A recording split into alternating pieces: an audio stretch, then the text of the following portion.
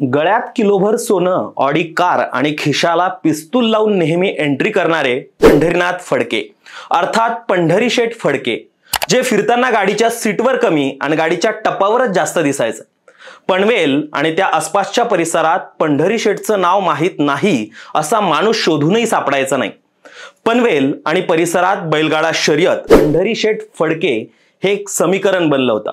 त्याच महाराष्ट्र बैलगाडा शर्यत असोसिएशनचे अध्यक्ष पंढरीनाथ फडके यांचा आज दुपारी हृदयविकाराच्या झटक्यानं निधन झालंय। पंढरी शेठ फडके यांच्या निधनामुळे महाराष्ट्रातील एक गोल्डमॅन काळाच्या पडद्याआड गेलाय। आजच्या या व्हिडिओत आपण याच गोल्डमॅनची गोष्ट जाणून घेणार आहोत।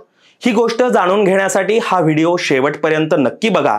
नमस्कार, मी रोहित आणि तुम्ही पाहताय इन्फोवारी। पंढरीनाथ फडके हे मूळचे पनवेल येथील विहीघर गावातील रहिवासी।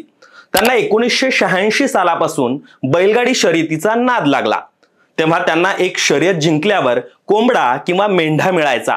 तो मिळविण्यासाठी पंढरीनाथ आपल्या बैलांना शर्यतीत पळवायला लागले आणि तिथूनच त्यांना बैलगाडी शर्यतीचं वेड लागलं।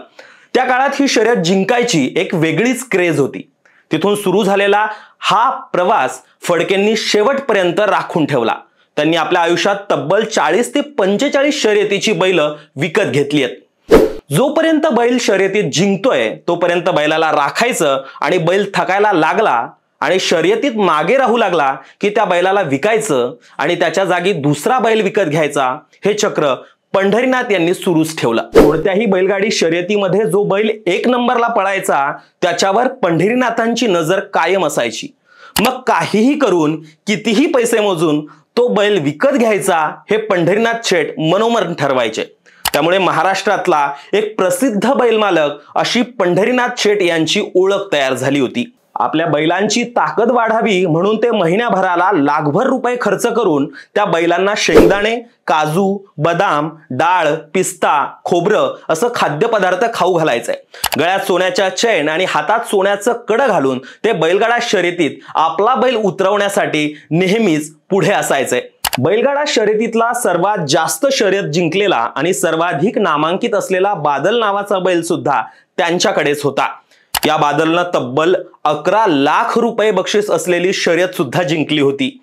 एकदा का बादल घरातून बाहेर पडला की त्याचे चाहते थेट शर्यतीचं मैदान गाठायचे, असं तेव्हा बोललं सुद्धा जात होतं। पंढरीनाथांचा बैल त्यांचाच गाडा, त्यांचीच पोरं आणि त्यांचाच खाद असं हे चित्र असायचं।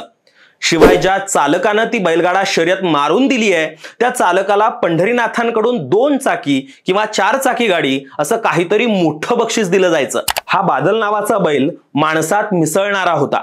रोज व्यायाम, वेळच्या वेळी खाद आणि निगा राखल्यामुळं बादलनं पंढरीनाथांना मोठ्या प्रमाणात फायदा करून दिला होता। त्यामुळे घाटाखालच्या असो किंवा घाटावरच्या कोणत्याही मोठ्या बक्षिसांच्या शर्यतीत बादल जाणार हे मात्र ठरलेलंच असायचं। त्यांच्या राजकीय प्रवासाचा विचार केला तर पंढरीनाथ शेठ फडके हे पूर्वी शेतकरी कामगार पक्षाचे नेते होते। मात्र त्यांनी कालांतरानं भारतीय जनता पार्टीत प्रवेश केला। मात्र 2020 मध्ये पनवेलमध्ये एका क्रिकेट मॅच दरम्यान त्यांनी हवेत गोळीबार केला। यावेळी त्यांनी एकूण 4 राऊंड हवेत फायर केले।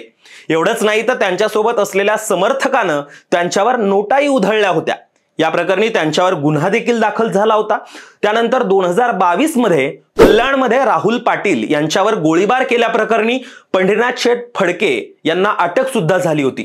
त्यानंतर काही महिन्यांनी त्यांना जामीन मिळाला। मात्र या प्रकरणामुळे पंढरीनाथ फडके मोठ्या प्रमाणात चर्चेत आले होते। याशिवाय बैलगाडा शर्यतीवर बंदी आल्यानंतर ही शर्यत पुन्हा सुरू व्हावी यासाठी प्रयत्न करणाऱ्यांमध्ये पंढरी शेठ फडके हे नाव अग्रक्रमाने घेतलं जातं।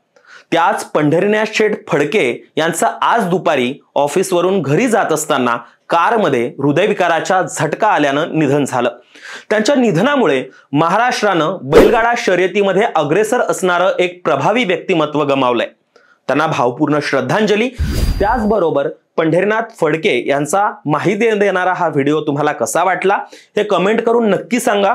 आणि व्हिडिओ आवडला असेल तर लाईक करा, शेअर करा आणि सबस्क्राईब करायला विसरू नका। धन्यवाद।